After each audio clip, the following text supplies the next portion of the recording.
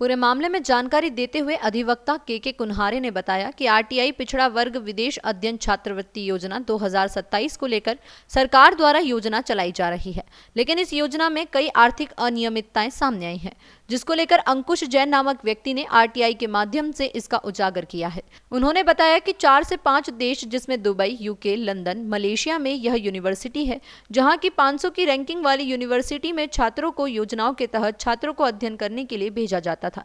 1 साल का कोर्स होने के बावजूद भी 2 साल तक उन्हें स्कॉलरशिप दी जा रही थी, जो कि लाखों रुपए थी, जिसको लेकर अब तमाम सबूतों के आधार पर माननीय उच्च न्यायालय में एक याचिका के रूप में रीट पिटीशन दायर की जाएगी, जिससे वह यूनिवर्सिटी के इस घोटाले को उजागर कर पाएंगे। ये सूचना के अधिकार के तहत शिकायतकर्ता जो आरटीआई एक्टिविस्ट है अंकुश जैन निवासी अनुराग नगर को कुछ दस्तावेजों की जानकारी प्राप्त हुई है।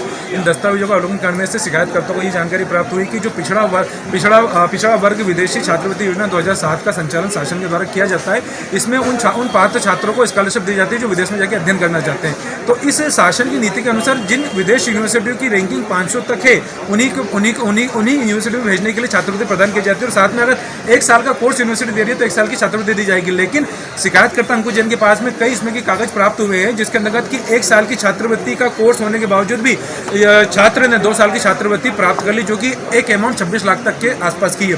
तो इंदौरी में ही कम से कम 8 से 10 ऐसे स्टूडेंट हैं जिनकी जानकारी शिकायतकर्ता को आरटीआई की सूचना के तहत प्राप्त हुई है।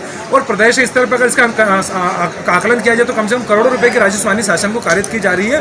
और करोड़ों रुपए का चूना शासन को लगाते हुए कहीं ना कहीं एक संगठित रूप से एक आर्थिक अनियमितता करी जा रही है। इन सब चीज़ों को लेकर शिकायतकर्ता ने जब लोकल थाने को सूचना दी शिकायत के साथ में, तो लोकल थाना भी सख्ती मांगी और उन्होंने बोला कि मामला गंभीर है, इसमें हम कार्रवाई नहीं कर सकते। उन्होंने अपने हाथ ऊंचे कर दिए, जिसके बाद में शिकायतकर्ता ने ईओडब्ल्यू में दस्तावेजों के साथ में पूरी शिकायत दस्तावेजों के आधार पर शिकायत दर्ज कराई है। ये अपने आप में एक ऐसा मामला है जिसके अंतर्गत जैसे हैरियट वार्ड यूनिवर्सिटी है, दुबई की है, कनाडा की, यूएस की है। इन यूनिवर्सिटी में जो सही यूनिवर्सिटी जिसमें 500 की रैंकिंग नहीं है, उन यूनिवर्सिटी के लिए भी छात्रवृत्ति दी गई है। और 1 साल का कोर्स करने के लिए छात्र ने अप्लाई करा था, लेकिन उसको 2 साल की मिली। तो कहीं ना कहीं उन दस्तावेजों को पूर्ण रूप से निरीक्षण न करने वाले अधिकारी और वो छात्र जिसने 1 साल का कोर्स बताकर 2 साल की छात्रवृत्ति ली, वो भी इस पूरे कृत्य के अंदर शामिल है। इन सबके खिलाफ सख्त कार्रवाई करने के लिए इनकी संपत्ति राशत करने की मांग शिकायतकर्ता ने ईओडब्ल्यू से करी।